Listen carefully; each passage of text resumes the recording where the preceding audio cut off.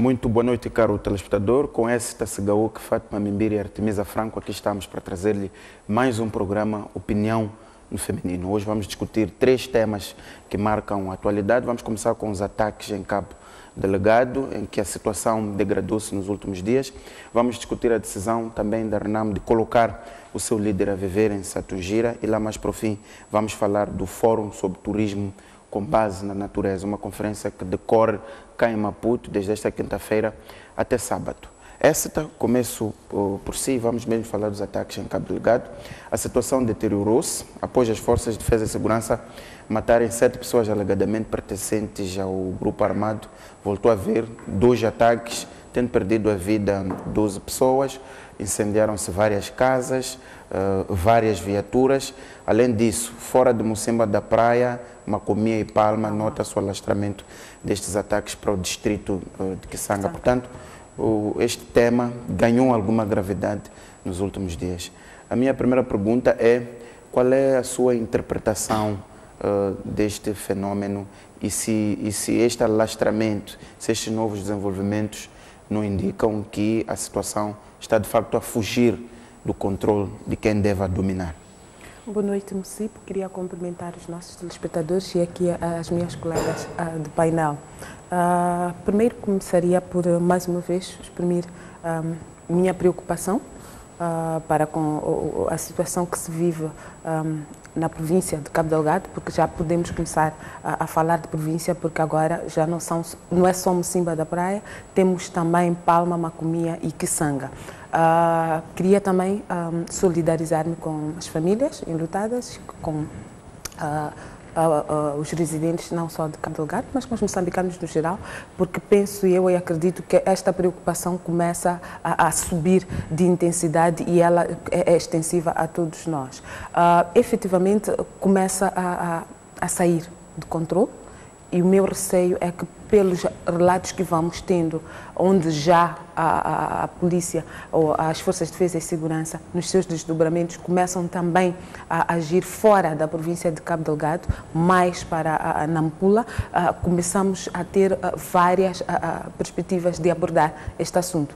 Portanto, o que nós já dizíamos semana passada, que pode ser um caso isolado, o que não parece, mas também pode ser uma ação de um grupo que nós ou ainda não sabemos exatamente quem são, ou ainda não estamos preparados. Portanto, quando digo nós, estou a falar do Estado moçambicano, ainda não está preparado para, de forma muito aberta, abordar a sua identidade, as suas reivindicações. Pese embora, no princípio, também termos ouvido a polícia dizer que é um grupo muito localizado, que reivindicava portanto, não só a participação religiosa, mas também saqueavam, criavam caos para poder pilhar recursos naturais. Não sei até que ponto esta verdade ou esta versão pode ser encarada. O que lhe parece hoje? Parece ser um grupo devidamente estruturado hoje e com intenções muito claras pelos últimos desenvolvimentos. Para mim, parece-me que é um grupo que sabe o que quer, tem estado a criar tem estado a criar instabilidade, já percebeu que as suas ações não estão ainda sob controle do poder do Estado e que podem sim chamar a atenção para si. O alastrar, portanto, ao saírem de Mocimba da Praia para Palma, Macomia, agora para Kisanga, a polícia a ir prender prováveis recrutadores em Nampula, ao também fixar as suas ações mais para a Zambésia e Tete, onde também suspeita-se que há desdobramentos, portanto, do mesmo grupo, mostra claramente que, por um lado, temos um Estado que tem alguma ação, não sei até que ponto está a ser eficaz a resposta, portanto, à ação deste grupo, e, por outro, há um grupo que está a espalhar-se, tende a alastrar-se, está a captar a atenção não só dos moçambicanos, mas do mundo no geral. Há várias teorias, desde terrorismo, grupo de jovens com algum descontentamento que reivindicam alguma nova ordem social, há algumas clivagens com antecedentes ou de ordem antropológica, portanto são várias abordagens que nós podemos ter, mas neste momento penso que Moçambique tem mais um foco de instabilidade, precisa de prestar atenção e temos também a grande pressão para que as nossas forças de defesa e segurança, para a nossa inteligência, resolvam esta questão com a maior brevidade. Portanto, não podemos continuar a achar que está-se a resolver, que é uma questão que precisa ser estudada, ser entendida.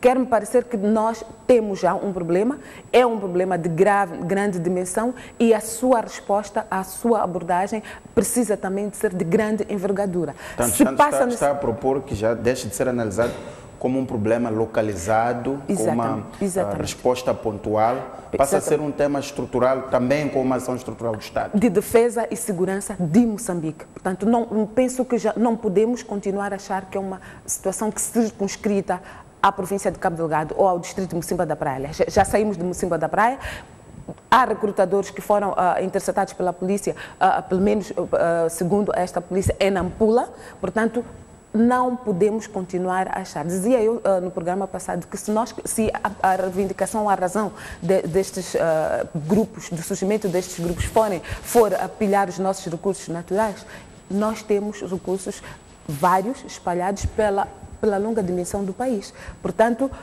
demos até o exemplo de Massagena, aqui bem próximo, Marraquém, aqui mesmo a entrada de Maputo. Portanto, não podemos continuar a achar que é um problema dos outros, ou está lá longe. É necessário que o Estado moçambicano organize toda a ciência, ponha toda a sua capacidade de estrategizar e encontrar uma resposta. Primeiro, para identificar o problema, identificar os autores e finalmente pôr cobro a esta ação. Porque de outro modo, teremos, se não for o mesmo grupo a se desdobrar, por vários pequenos grupos ao longo do país, teremos também oportunistas. Porque em algum momento... O risco de contaminação, exatamente. Há pessoas que podem acreditar que juntam 5, 6, porque não é fácil para um Estado combater uma guerrilha ou um grupo terrorista. 2, 3 pessoas podem criar um caos se elas não forem identificadas, se não se souber exatamente quem é que está. Nós temos matas. É só entrincheirarem-se num canto qualquer, porem-se a dar tiros, entrar numa aldeia, numa casa, pôr-se a decapitar pessoas e vamos todos viver neste clima de instabilidade. Portanto, eu penso que neste momento, claramente, temos um Estado moçambicano, por um lado, que deve responder com a maior urgência, portanto, a esta situação, e a resposta é identificar o grupo e encontrar uma estratégia clara para resolver os problemas e resolver completamente. Portanto, não estamos na situação de buscar medidas paliativas, de tentar perceber, não, é preciso estancar imediatamente. E, por outro lado, temos um grupo que tem estado a criar instabilidade. Portanto, este grupo precisa de perceber que há um Estado aqui moçambicano, que as suas ações, não é, vão encontrar ou devem ter resposta à medida das atrocidades que estão a criar. Muito bem. Fátima, defende a mesma ideia de que é preciso, com os desenvolvimentos destes ataques, é preciso olhar para a situação em Cabo Delgado com devida estrutura e com uma reação à altura dos acontecimentos. Sim, primeiro saudar os caros telespectadores, saudar as minhas colegas do painel e apresentar também a minha grande preocupação em relação a esta situação e as minhas condolências de solidariedade em relação a todas as famílias afetadas por esta situação e também ao povo moçambicano que neste momento vive uma situação de incerteza, porque com este alastramento que nós registramos ao nível da província de Cabo Delgado, ao sair, portanto, o problema ao sair, estávamos em Palma muito recentemente, agora já está-se a falar de Macomia, Kisanga e agora há também esse relato de que houve, portanto, a polícia... Houve detenções em Nampula de pessoas envolvidas, portanto, no recrutamento de jovens para, portanto, provavelmente integrarem destes grupos. Exatamente. Então, eu acho que sim, que o Estado moçambicano já devia olhar esta situação como uma questão de nível, como um problema de nível nacional e não um problema localizado. Se lembrar, penso que em 2016 houve uma informação vinda de fora que dava conta de que em Moçambique morava um terrorista Essa informação foi reportada lá fora, que Moçambique é um país que alberga alguns terroristas. E nós, como sempre, fomos tomando estes alertas de ânimo leve. Muito provavelmente pela forma como o nosso Estado está estruturado, os espaços são muito amplos, as pessoas circulam à vontade, muito à vontade, as pessoas, temos porosidade nas fronteiras, portanto, temos vários problemas ligados à segurança do nosso Estado e que, em certa medida, podem pôr em causa a nossa soberania. E estas pessoas provavelmente devem ter feito o seu trabalho como deve ser. Não quero ser alarmista em relação a isso, mas a situação que nós vemos hoje, quando a polícia nos diz que há pessoas envolvidas que foram apanhadas em Nampula, isso nos diz que muito provavelmente temos outras pessoas na Zambésia, outras pessoas em Maputo, outras pessoas em Tete e por aí fora. E que é preciso olhar esta questão com profundidade. A esta altura, nós já devíamos ter uma mínima ideia de que fenômeno é este. Isso significa que é o primeiro ataque há mais de 6 meses, portanto, estamos a dizer de outubro, esta parte, vão mais ou menos 8, 9 meses. Em 8, 9 meses não conseguimos fazer uma descrição ou uma investigação de inteligência para compreender que pessoas são estas, como é que elas se alimentam, etc. A esta altura, se calhar, não permitiríamos que este alastramento acontecesse e na dimensão que acontece. Se está a chegar até aos níveis em que se chega, com capturas em Nampula e depois diligências na Zambésia e em Tete, significa que andamos a dormir perante evidências que estavam aos nossos olhos. Não fizemos o nosso trabalho. E a polícia continua com um discurso tão frágil de que estão fragilizados. Como é que as pessoas estão fragilizadas se elas estão com tendência a alastrar-se para outras regiões? Se esses ataques estão com tendência a alastrar-se, significa que, muito provavelmente, o fato de a polícia, as forças de defesa e segurança no geral, que inclui a polícia e as Forças Armadas, terem tido uma resposta muito violenta ao primeiro atentado, pode ter, de certa forma, exacerbado os ânimos dessas pessoas, como a Cita disse. Sentiram que conseguiram chamar a atenção do Estado moçambicano, conseguiram chamar a atenção da imprensa internacional, conseguiram chamar a atenção das instituições internacionais que, muito provavelmente, pelo alastramento que estamos a ver, a qualquer momento vão lançar alertas de que há zonas de risco para onde não se pode ir. Então, é preciso, sim, que o Estado se organize para lidar com esta situação. É preciso compreender. Senão vamos mandar pessoas para lugares para irem responder de forma dura, que é necessária, mas não vamos responder com dureza numa situação que não sabemos qual é, quem é o nosso inimigo, como é que ele opera. Não temos nenhuma informação sobre isso. É preciso, e já vamos tarde, compreender isto. E a nossa inteligência, mais uma vez, é chamada aqui à ação.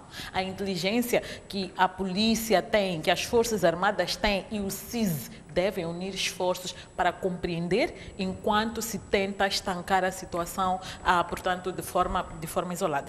Um outro aspecto que eu acho importante é que, numa situação em que nós temos um alastramento da situação, e o nosso presidente da República não diz nada, eu acho que isto é bastante preocupante. É preocupante até para trazer alguma palavra, digamos, de conforto à sociedade. O presidente tem que nos vir dizer que nós estamos a fazer alguma coisa, que nós estamos a trabalhar, que o governo está a colocar este assunto como um assunto prioritário. As imagens que nos chegam das pessoas a deslocarem-se das suas zonas para outras, a fugirem de prováveis ataques, só nos lembra situações de guerra. E o presidente não pode ficar silencioso em relação a isso. Eu compreendo que muito provavelmente o presidente esteja em silêncio porque não tem matéria para vir dizer alguma coisa aos moçambicanos. Mas o fato dele vir a terreiro e dizer alguma coisa, se calhar vai pressionar ainda mais as instituições a agilizarem os processos para tomar conta da situação. Mas, mais uma vez, enquanto é preciso responder imediatamente para controlar a situação, para termos uma situação controlada eficazmente ou efetivamente e definitivamente estancada, precisamos compreender quem são essas pessoas, por que estão a fazer isso, como é que elas se alimentam, como é que elas conseguem circular de um distrito para o outro sem que ninguém as note. Muito bem, Fátima. Artemisa, tem a mesma opinião de que é preciso olhar para este assunto de forma estrutural? Você concorda com a Fátima de que o Presidente da República devia vir e, enfim, mostrar uma posição à população, aos moçambicanos, no caso. Muito obrigada. Gostaria de cumprimentar os telespectadores, cumprimentar aqui as minhas colegas, a Fátima Écita e a Cíncio. Sim, concordo, porque na verdade, se nós formos a ver que o Presidente é o comandante em chefe das Forças de Defesa e Segurança em Moçambique, significa que, em termos de defesa e segurança em Moçambique, ele é o comando. É a pessoa que dá as ordens e é a pessoa que tira as ordens. É este o conceito. Constitucionalmente também está assim. Então, sendo ele o comandante em chefe das Forças de Defesa e Segurança, já não é a altura de deixar este assunto assim à deriva.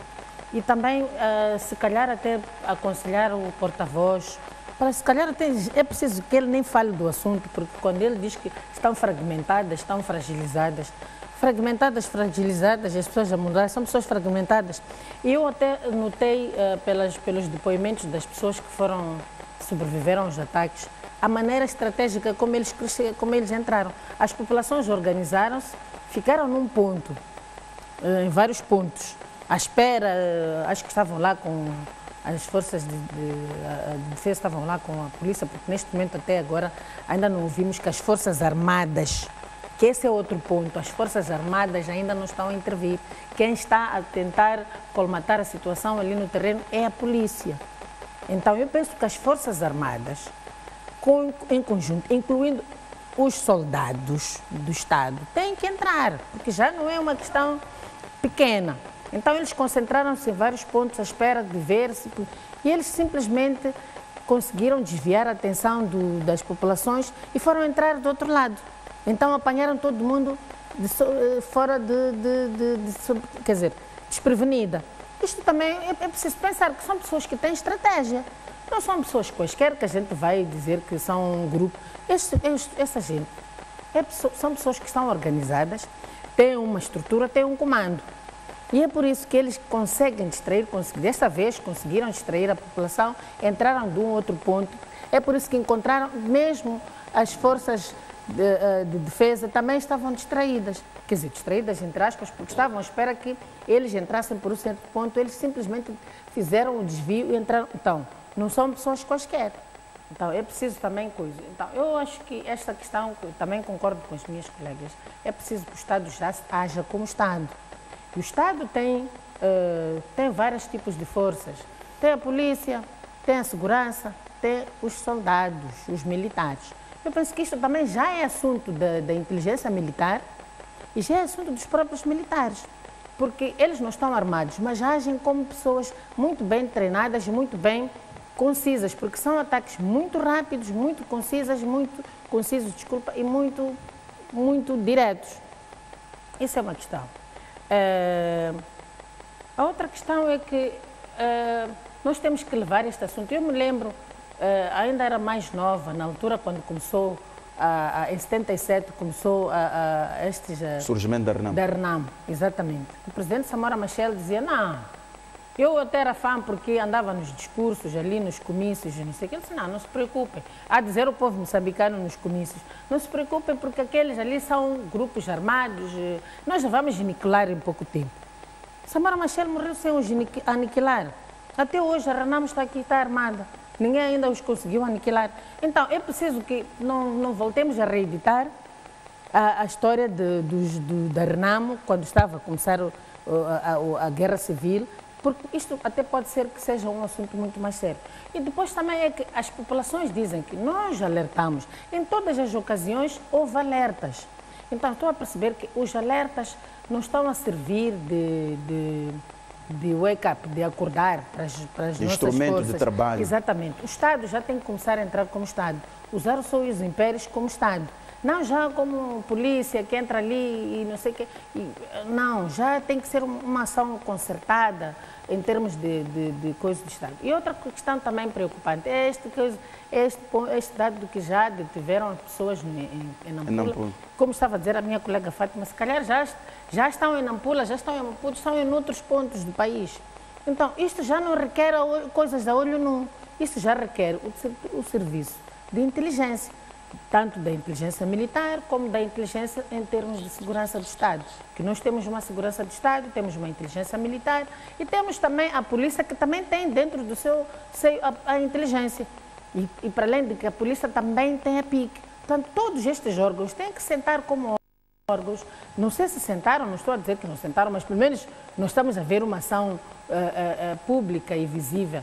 Então eu acho que é isto. Depois outra coisa, outro dado também é que eles já estão a agir de maneira ligeiramente diferente como entraram. Quando entraram, andavam nas mesquitas de sacolas. Na mesquita é proibido entrar de sacola, é proibido entrar com sapatos. Quando eles chegam na mesquita, deixam sapato, deixam tudo. Há um sítio onde eles reservam para guardar tudo isso. Eles entravam de sacolas, entravam de sapatos, não sei o quê. Isto também, portanto, já não estão a agir assim. Já não estão a ir para as mesquitas, já estão a ir diretamente às populações. Então, isto já está-se a tornar Portanto, é necessário uma intervenção mais outra estrutural coisa que do também Estado. preciso nós todos refletirmos. Por que Cabo Delgado? É uma pergunta que eu tenho estado a fazer. Por que Cabo Delgado? Cabo Delgado, neste momento, é o sítio onde estão concentrados os maiores fontes dos recursos naturais em Moçambique. É lá onde estão as grandes companhias internacionais, é lá onde estão os grandes milhões, bilhões, trilhões de dólares que estão a ser investidos. Então é preciso também vermos, a inteligência também tem que ver por que Cabo Delgado. Não é por acaso. Eu acho que não é, está uma ação bem coordenada. Eu estou a ver que também pode estar a reeditar uma Líbia, em que é assim que começou, porque o que eles queriam não era o Gaddafi era o estorvo, que não permitia ao imperialismo o acesso aos recursos naturais. Então era preciso tirar aquele estorvo, aquele obstáculo, para poderem ter acesso. Estamos a ver o que é a Líbia agora. Uns estão a sacar, outros estão, os líbios estão muito busy a lutar, e é assim que está-se a criar essa anarquia. Então é preciso que, se for necessário, temos que ter a humildade de pedir apoio, porque em termos de inteligência, em termos de outras inteligências internacionais, as Interpols e não sei o quê, para ver se a gente consegue, primeiro, saber quem são. Não são bandidos fragilizados e desorganizados, como se está a tentar dizer. Então, eu penso que é isto que precisamos fazer como Estado. Essa partilha desta ideia de que é necessária uma comunicação do presidente da nação relativamente à evolução destes acontecimentos em Cabo Delgado. Eu penso que é preciso perceber o que é que está a acontecer, para poder, a partir daí, poder comunicar de forma eficaz. E olho também com a comunicação do Presidente da República, como, depois do que o Presidente da República nos vier dizer, eventualmente não há mais nada, nem ninguém que nos virá dizer de diferente. Então, neste momento, eu me pergunto, tenho mais perguntas sobre Cabo Delgado do que respostas. Olharia para o Presidente da República e imaginaria numa intensa atividade de coordenação. E insisto, das forças de defesa e segurança. Não falo da polícia, mas falo de defesa e segurança. Porque não olho para o que está a acontecer em Cabo Delgado como uma situação isolada, uma situação de polícia. E não olho como uma situação que simplesmente tiros ou bombardeamentos ou prisões resolveriam o assunto. Não necessariamente. Pode ser que sim, mas pode não ser. Para não corrermos risco, enquanto que Estado, de termos daqui a 5 anos, não é, que sentar em programas como este a discutir um assunto que nós vimos nascer, eu acharia de bom que o Estado, primeiro, identificasse claramente este grupo, suas pretensões, e esta identificação envolve várias abordagens. Olhar só como grupo de jovens religiosos pode ser uma visão. Olhar só como uma questão de caos, de um grupo que quer criar caos para explorar os nossos recursos, também pode ser. Estamos a dizer que há um pequeno grupo que quer criar caos, mas que tem acesso a armas, que tem capacidade de se desdobrar por 3, 4 distritos dentro da província de Cabo Delgado e tem recrutadores numa província, portanto, vizinha. Estamos a dizer que olhar também numa perspectiva de, pronto, estão fragilizados, penso que hoje não se aplicaria. Começaram por pôr o distrito sitiado de Mocimboa da Praia, portanto, debaixo de fogo intenso por 26 horas. Hoje, decapitaram, portanto, sucessivamente 7 pessoas, incendiaram aldeias. aldeias. Defende que mais do que a comunicação do presidente é importante. É preciso perceber o fenómeno, é preciso estudá-lo para daí poder, de forma efetiva, estrategizar. E esta comunicação do Presidente da República é útil neste sentido. Se o Presidente hoje vier, vai nos dizer: meus filhos, meus irmãos, concidadãos, compatriotas, temos uma situação em Cabo Delgado. A minha questão é sim. E daí, qual é a situação? O que está a acontecer? O que é que está a ser feito? Eventualmente vamos ouvir aquilo que temos estado a ouvir. O Estado está lá, está a controlar a situação, mantenham a calma. Portanto, penso que neste momento, se calhar, podíamos ir de uma forma gradual. Temos que ir subindo, porque a situação já é grave. Há pessoas a morrer, há pessoas mortas. Então, o Presidente tem que falar e nos dizer coisas concretas. Se não há muito para dizer, é preciso trabalhar urgente. Porque esta comunicação, defendo eu, se vier para nos dizer o que nós estamos a assistir pelos vários veículos de comunicação, se é o que está a ser passado pelas redes sociais, nós já vimos que há terror, já vimos que há pessoas mortas. Neste momento, acho que estamos a falar de perto de 30 pessoas mortas. É muito. Pior ainda se assumirmos que não sabemos quem que está a matar. Portanto, esta comunicação do chefe de Estado hoje é urgente, mas com substância. Outra questão que eu gostaria, município, que se prestasse aqui atenção, é a maneira de atuação. Num primeiro momento, o alvo aparente deste grupo eram as forças de defesa e segurança. Os hospitais, as esquadras, num primeiro, era o Estado. Os seus agentes. No Estado, e tivemos inclusive um agente morto. Hoje temos este grupo a ir diretamente às populações. O que significa? Que o grupo foi alterando a sua estratégia em função também da resposta das autoridades, da polícia? O que eu sinto aqui, e volto a dizer, é que há um grupo que timidamente foi entrando. Ou a resposta não foi à medida das suas ações, ou ela foi percebida de um modo que, ok, vamos a isto. Então, daí que eu defendo que podemos ter um Estado a bombardear. Podemos, mas eu me pergunto, 3 anos depois, e se calhar usando aqui o que dizia Artemisia, ganhamos alguma coisa em ter uma Líbia?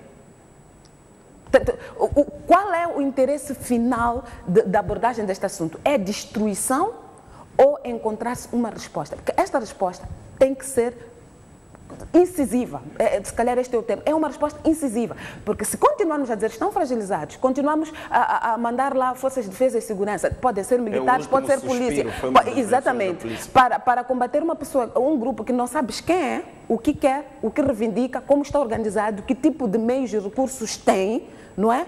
Portanto, provavelmente seja por todo o Estado moçambicano concentrado em Cabo Delgado para lutar com um fantasma. E, eventualmente, se é um grupo estruturado e sabe o que está a fazer, a estratégia vai se mostrar um fracasso. Porque enquanto nos concentramos em Cabo Delgado, há muito mais alvos prováveis que podem ser atacados por este grupo. Como também pode haver esta metamorfose. Ok, concentrem-se em Cabo Delgado se assumirmos que o motivo são recursos minerais. Ok. Concentração de grandes megaprojetos, os principais megaprojetos estão a ocorrer, os principais investimentos bilionários de Moçambique estão em Cabo Delgado, tudo muito bem. A população, porque o papel do Estado, sim, é velar por estes recursos, mas também garantir segurança e tranquilidade para pessoas e bens. Os bens ou os recursos podem estar lá, mas há pessoas. Quando um grupo entra e decapita pessoas, 10 pessoas, eu penso que há uma mensagem para além, exatamente, para além de eu estou aqui, é muito mais. Portanto, todo o serviço de inteligência deve estar aqui coordenado. Não só, eu já defendia há 2 programas atrás que esta é uma abordagem que deve ser tida em várias formas. Não pode ser uma abordagem puramente militar ou puramente acadêmica. É preciso perceber este fenómeno. O que é que está a acontecer? Estudá-lo muito bem, porque a resposta só vai ser eficiente, só vai ter eficácia se soubermos exatamente com quem estamos a lutar e o que é que este grupo reivindica. Fátima, vamos então passar para outro tema, que é esta decisão da RENAM de colocar o seu atual presidente ou líder, se quisermos, a viver em Satungira. O que isso lhe parece? Não lhe parece a ideia de que os militares da RENAM pretendem ter garantias muito claras, sobretudo no processo da sua reintegração, mas também neste processo de descentralização? Qual é a sua opinião? Muito obrigada, município. Permita-me só aproveitar um minutinho para falar sobre por que é importante o Presidente da República falar. Um minuto, só faz, tendo em conta a gestão do tempo. A questão de fundo aqui é quanto tempo é que nós precisamos para investigar, para compreender este caso, para saber exatamente quem são essas pessoas, de onde é que vêm, de onde é que se alimentam, o que é que pretendem e por aí fora, onde é que eles estão localizados, se é só Cabo Delgado ou se há outros lugares. Agora sabemos que, afinal, também estão em Nampula, numa fase de recrutamento, e não sabemos o que é que acontece a seguir.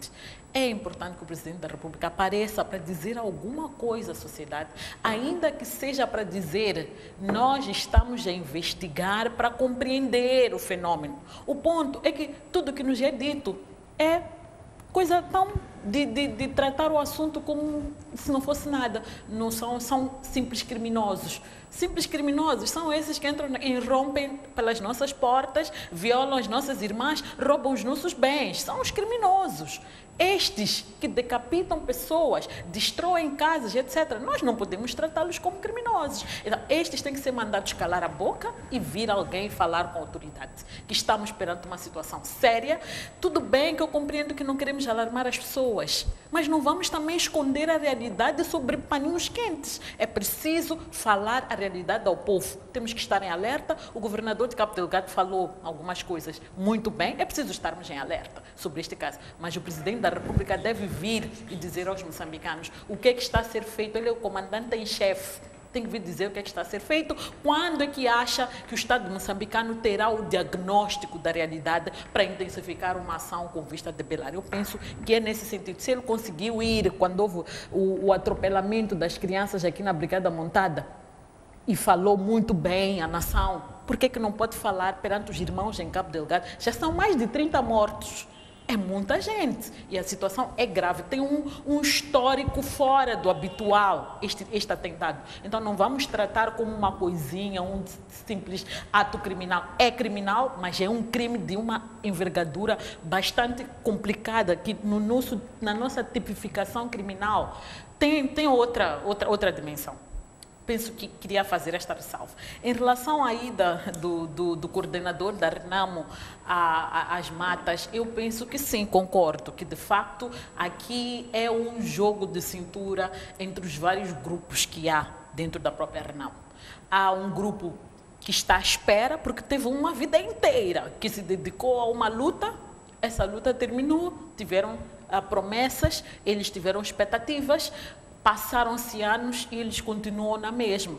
E há um processo que está em curso, que é este processo, portanto, agora da pacificação, que, na verdade, o objetivo é desarmar a RENAM e, ao mesmo tempo, e em troca a RENAM quer ver integrados os seus homens, aqueles que nós chamamos de residuais. Então, aqui, claramente, quando o coordenador diz que é pela segurança dele, eu penso que é um discurso mais político, é uma abordagem de continuar um pouco na mesma lógica de Gacama, de que, bom, há riscos na cidade e eu tenho que estar no campo para me proteger, mas, na verdade, ele tem que assegurar que aquelas pessoas que, em certa medida, até se calhar, constituam uma ameaça até à própria RENAM, essas pessoas estão acalentadas. Então, ele tem que estar lá, acalentar aquelas pessoas, a dar garantias de que o processo está a andar. Eu estou aqui convosco, não vou sair daqui enquanto a situação não estiver resolvida. E para estar resolvida, primeiro tem que passar o pacote da descentralização, depois se entra para a fase da discussão da integração dos homens e automaticamente, portanto, como tem quem diz, mas penso que vai ser um processo, a desmilitarização. Então, eu acho que o discurso que vem para fora é segurança, de que há uma melhor coordenação a partir de lá, é melhor coordenação daquele grupo que pode também sofrer um atentado. Se não estiver lá ninguém, ok? As forças governamentais podem ir e atacar. Então pode ser acalentar por um lado, dar garantias àquelas pessoas, mas também criar um pouco de pressão ao próprio governo, no sentido de, bom, nós não vamos garantir que está tudo controlado enquanto os processos não forem concluídos. Então, é manter um pouco a lógica do líder, portanto, afinado, de que ficamos na mata e só saímos enquanto tudo estiver limpo. Mas isto tem desvantagens.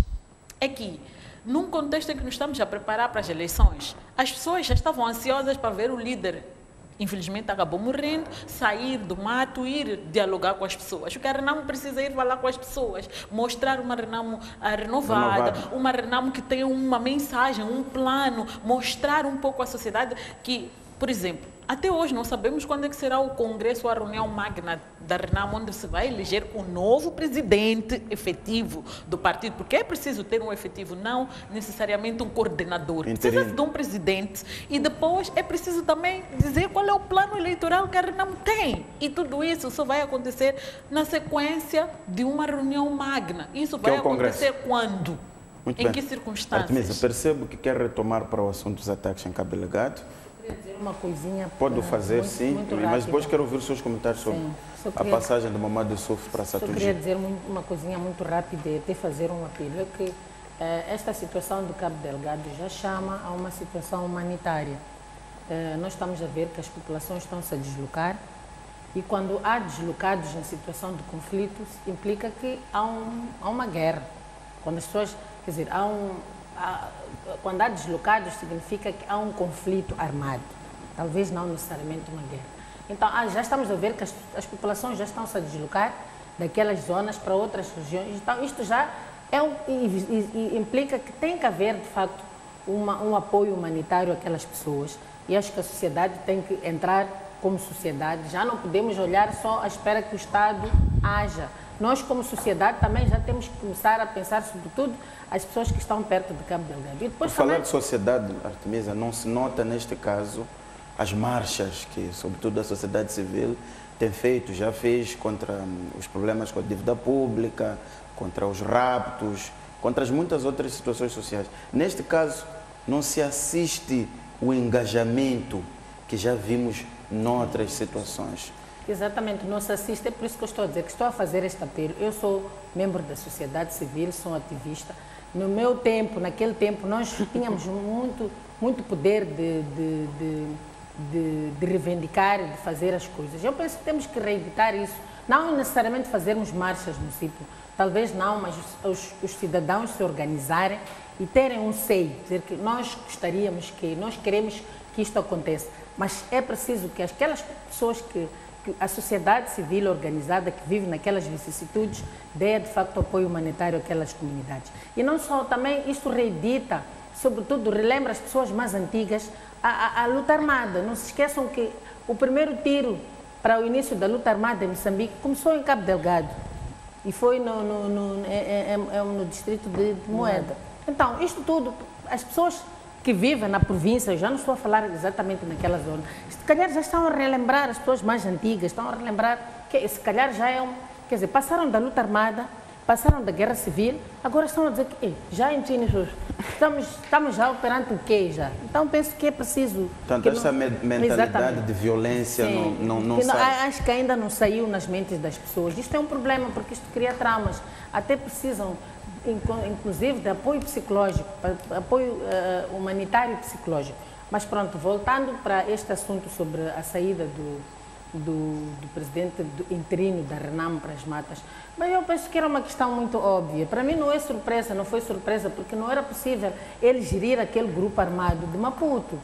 Não se esqueçam que o presidente da Câmara estava lá no seu esconderijo, mas nem sequer sabemos, não temos a estatística, quantas pessoas armadas estão ali, naquela zona onde está a coisa. E não se esqueçam que mesmo o presidente da República, quando ia ter com ele, tinha que chegar havia fronteira ali, território nacional e território das forças da Renamo, que tinha que deixar, só não havia passaporte, mas tinha que atravessar, já estava a entrar no território da Renamo. Então, isto estou a dizer que não é surpresa, tinha que ser assim, porque a única maneira de controlar aquelas forças e acalentá-las, sobretudo, é estar alguém que diz que não, olha, Isuel, estamos a resolver, estamos a falar, Para mim, o grande erro, para mim, honestamente, e desculpem qualquer coisa, foi o facto de não terem começado pelo pacote de reintegração, começaram pelo de descentralização. Porque ter começado pelo pacote de militar, eu acho que há muitas coisas que podiam, se calhar o Presidente da Câmara teria morrido já com muitas coisas já esclarecidas. Então, eu penso que este Presidente da Renamo interino tem uma tarefa muito, muito difícil. Primeiro, reconciliar as forças, voltar a reconciliar, porque o Dhlakama tinha uma voz do comando muito forte. Quando ele dizia vão, iam. Parem, parem. Agora, este Presidente interino tem que garantir, o SUF tem que garantir que, de facto, ele ganhe este clout, esta força de dizer vão, parem, avancem.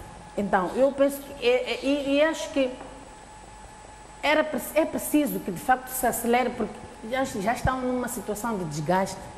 Primeiro, pela morte do seu líder, que sabemos também que o Dhlakama era venerado por muita gente.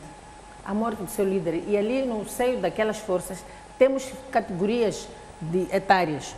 Temos aqueles antigos, os generais, não sei quem, antigos que estão lá. Temos os jovens, os novos recrutas. Isto é um aspecto bastante importante que é preciso tomar em consideração e ter-se mais ou menos uma ideia de quantas pessoas vivem naquelas vicissitudes, porque este programa de pacote de reintegração tem que ser muito flexível e muito, muito honesto, no sentido de recenseá-las, saber quem vai para as Forças Armadas, quem vai para o Exército e quem fica quem ser devolvido para as suas comunidades. Então, eu penso que é um trabalho muito sério e muito e que devia ter começado por aí e depois ir ao pacote de descentralização. Este pacote, agora, de descentralização, estão a discutir, será que é mais importante que aquelas pessoas que estão lá no mato, que já estão cansadas, quando uma pessoa está cansada e não percebe bem as coisas, criam assim uma certa situação de desconforto. Muito bem.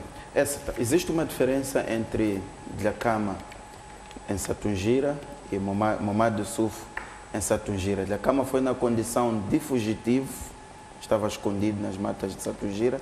Neste caso em concreto, Momad Yusuf não está escondido. Digamos até que vai à vontade e circula naquelas matas. Até que ponto é que este fator pode ser importante, sobretudo para a questão que levanta a Artemisa de acelerar a reintegração? Porque no ponto de vista da Artemisa também queria ouvir o seu comentário. Se calhar seria mais importante começar pela reintegração e depois para a descentralização, tendo em conta a complexidade que exige a reintegração. Vou pedir um minuto também para dar a minha ressalva, a ressalva da Fátima. E a minha ressalva vai ser em 2 pontos muito especiais. O exemplo que a Artemisa deu, de que o presidente Samora falava, discursava e dizia são bandidos armados, vamos aniquilá-los. E morreu sem aniquilar. Está lá. Dito para um grupo que está bem estruturado, sabe o que quer, este tipo de discurso pode ser petróleo. Mais do que resolver um problema, incendeia. A resposta que nós tivemos até agora, olhando para o que aconteceu desde 5 de outubro em Mocimba da Praia, quando esta situação começou, foi de força. Foi de agressão. O que nós estamos a assistir é, primeiro, mudança de abordagem, portanto, os alvos de Estado para também civis, como também a subida em termos de escalada, em termos de violência, de atrocidade. Portanto, o que eu defendo, e volto aqui a frisar, é que, e se calhar para finalizar, espero sim ver o Presidente da República a solidarizar-se, a manifestar-se, até eventualmente a passar por Cabo Delgado, a parar, visitar, ir às zonas afetadas, como fê-lo com o exemplo que a Fátima trouxe dos acidentados na Brigada Montada. Mas espero, e é isto que eu acho que todos os moçambicanos esperam, uma resposta do chefe de Estado para esta questão que nós vemos em Mocimba da Praia, uma comunicação do chefe de Estado que seja uma comunicação que vai ser alicerçada em ações muito pontuais. Vir dizer, tal e qual nos está a ser dito hoje, que estão fragilizados às 9 horas para as 11 horas decapitarem 7 pessoas, é trágico. Repito, tenho total respeito e solidariedade para com cerca de 30 pessoas até hoje mortas, e daí que defendo que a nossa abordagem para estas situações não podem ser no mesmo sentido em que reagimos, por exemplo, no caso da Renam, não é? Havia um grupo que reivindicava alguma coisa. Vamos estudar este fenómeno, vamos perceber este fenómeno e vamos estrategizar uma ação de Estado sem emoções, porque pode degenerar em violência grave. Pode estar aqui a nascer uma terceira guerra civil em Moçambique. Pode estar aqui a nascer algo que vamos chamar de conflitos de baixa intensidade, pequenas hostilidades, e de repente estamos a nos matar, porque não vai se circunscrever, como está claro, a Mocimboa da Praia. Já estão em Kisanga, passaram por Macomia, por Palma, a recrutadores em Nampula. Podemos até ter já em Maputo. Então vamos ter respostas de Estado, não respostas pontuais para acalmar pessoas, para acalentar pessoas. Solidariedade de um governo, de um Estado, não é necessariamente um presidente vir dizer nada. Não creio que seja esta a resposta. Até porque o chefe de Estado, comandante em chefe, tem toda uma cadeia, que esta cadeia vai se pronunciar ao Ministro de Defesa, ao Ministro do Interior, comandante-geral da Polícia, quando chegarmos àquela fase que seja coisas concretas, para não corrermos o risco de pormos petróleo numa situação que podíamos resolver.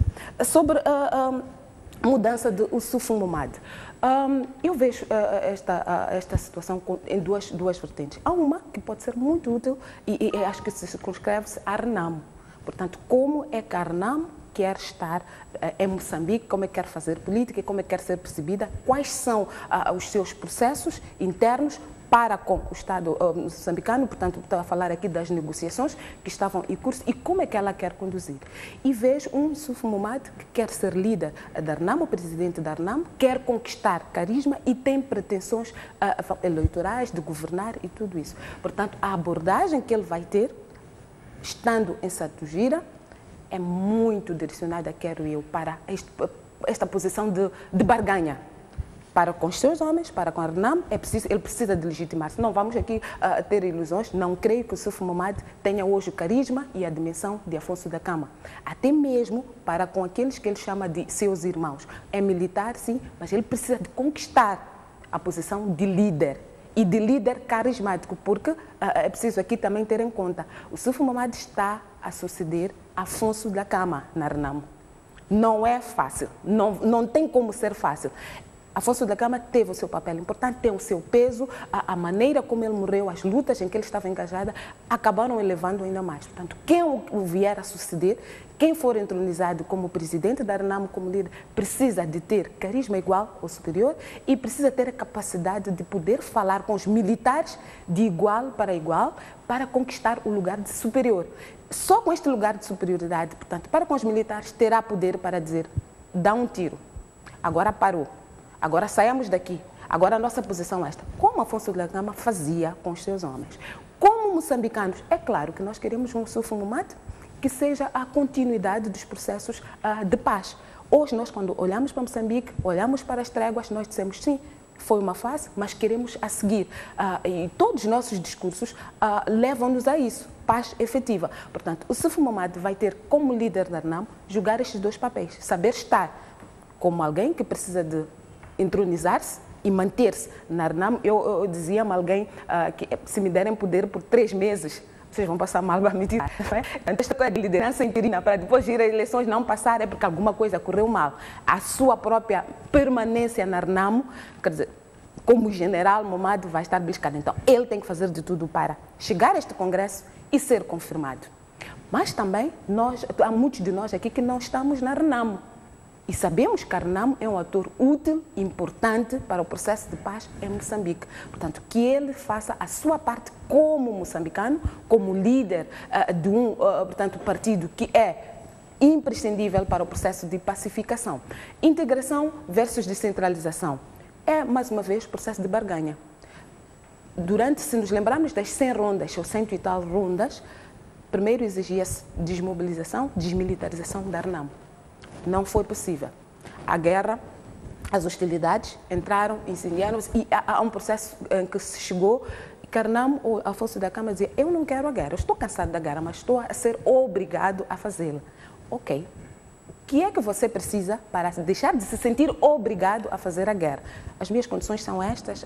Nestas condições, começamos por o que eu ofereço ou o que eu tenho a dar. Penso que foi a opção, são as circunstâncias e foi exatamente. Não creio que houvesse possibilidade ou condições de se avançar com o líder da RENAMO a dar tréguas, a se abrir para a paz, se a primeira coisa que lhe fosse exigir é tirar aquilo que ele tem de mais valioso. Não seria possível. Estamos com tempo limitado, vou dar 30 segundos a cada uma. Sei que este tema dos ataques, compreendo que ainda possa levantar questões e pontos de vista.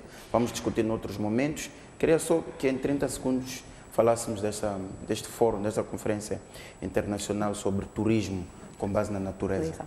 Então, o que acha, considerando o painel dos convidados, considerando a temática e tendo em conta que o turismo e a natureza em Moçambique podem ser hoje uma base de desenvolvimento e de geração de renda numa altura de crise econômica que o país atravessa? Os painelistas, muito bem escolhidos, os convidados. A temática também é um assunto que está na moda, não só o turismo, mas também desenvolvimento sustentável. E penso que o Mitader está muito bem a ocupar o seu espaço. Aliás, até a trazer outras temáticas. Portanto, quando falamos de turismo, não é? E depois olhamos, está dentro do Mitader, quer dizer que temos ali um ministério que está a conseguir ocupar os seus espaços, está a conseguir trazer não só o que é moda, mas também o que se faz no mundo. Se nós não temos uma situação econômica boa, mas temos terra, temos lagoas, temos rios, temos um país bonito, podemos muito bem tentar chamar a atenção do mundo, podemos capitalizar aquilo que nós temos e ir gerando não só renda para as populações locais, mas também criar uma imagem diferente de Moçambique. Portanto, eu só iria felicitar a iniciativa e esperar que os resultados apareçam. Fátima, 30 segundos. Bom, eu penso que é uma reflexão muito bem acertada. Moçambique é um país privilegiado, com várias áreas de conservação, mas que até o momento acho que nós estamos a conseguir tirar grande proveito para efeitos turísticos, como por exemplo Botsuana, que tem estado a aproveitar deste potencial para gerar receita para o Estado, e uma das experiências que vai ser transmitida já é como é que o Botsuana consegue, a partir dessa riqueza faunística que tem, atrair a pessoas, turistas neste caso, e gerar receita para o Estado. Eu espero que desta conferência possam sair algumas ideias que vão corporizar alguma estratégia muito concreta de como é que o nosso país vai explorar as várias áreas de reserva que tem, mas também é preciso reconhecer que as nossas áreas de reserva se calhar não estão a ser amplamente exploradas ou devidamente exploradas pelo fato de que nós ainda temos um déficit infraestrutural muito grande. Então, o desenvolvimento infraestrutural, a exploração das potencialidades turísticas no geral e olhar em concreto para as áreas de conservação, tudo isto está correlacionado. Então, não é um debate que se circunscreve, portanto, ao Ministério do Turismo, enquanto instituição que tutela a questão do turismo e até das áreas de conservação. Não é só uma discussão do Ministério que lida com as questões de desenvolvimento rural, mas é também uma questão que tem a ver, por exemplo, com o Ministério das Obras Públicas, com o Ministério da Economia e Finanças, porque tudo isso implica investimentos em infraestruturas. Nós queremos ir às reservas, mostrar aos nossos filhos as belezas que o nosso país tem, mas há constrangimentos infraestruturais que tornam bastante alto o custo de ir visitar uma reserva, por exemplo. É mais fácil ir ao Kruger Park, por exemplo, do que ir, se calhar, aqui ao Limpopo. Então, uma passagem aérea, às vezes, é mais barata para Lisboa do que necessariamente para Pemba. Que essa discussão seja muito mais ampla, que não seja só naquele circuito muito fechado das instituições diretamente ligadas, mas como é que nós fazemos a coordenação institucional. E um exemplo muito bom já é este, de ter o Mitader e o Ministério do Turismo a fazerem essa coordenação. Artemisa, 30 segundos. Eu queria parabenizar os organizadores deste evento e acho que a escolha das pessoas que vão falar, dos apresentadores, é muito bem feita. É muito bem feita, sobretudo, por terem trazido como autor principal, como palestrante principal, o antigo presidente do Botsuana. O Botsuana é um exemplo de como está a sobreviver à custa do turismo e usando a natureza. Em Moçambique tem muitos exemplos. Tem, por exemplo, o Zanzibar, que também, eu penso que não estamos na era de copiar, de criar inventar coisas novas. Vamos copiar as boas práticas. Aliás, os países vivem de boas práticas. Então, eu acho que é uma iniciativa muito boa. Espero que aproveitem muito bem, porque Moçambique até pode viver uma parte, pode refazer a sua economia com um turismo muito bem organizado, muito bem estruturado. Só não se esquecerem também, porque uma coisa que faz sobreviver o turismo é que criam pacotes atrativos para os seus cidadãos, não se virem apenas... Olhar para o turismo doméstico. Não se verem apenas no turismo internacional. O turismo nacional também traz dinheiro. Parece que estamos a distrair-nos em termos de turismo nacional. É preciso criar condições, fazer pacotes acessíveis para também os moçambicanos terem oportunidade de terem sítios para lazer. E não só dizer e repetir que o turismo, o ecoturismo agora é o turismo da moda, é o turismo que dá muito dinheiro. Então, Moçambique tem que, de facto, capitalizar muito bem no sentido de fazer um programa estratégico de como reorganizar o turismo, investir, sobre tudo isso, investir. Não é só falar, tem que pôr dinheiro, investir, porque só se ganha quando quem investe. Quem semeia, colhe. Então, é preciso investir. Já estão a vir aí as festas e não sei o quê. E pronto, muito obrigada. E obrigado, Artemisa, obrigado também a Éssita e a Fátima. Assim, caro telespectador que nos acompanhou, terminamos o nosso programa por aqui. Até daqui a 7 dias.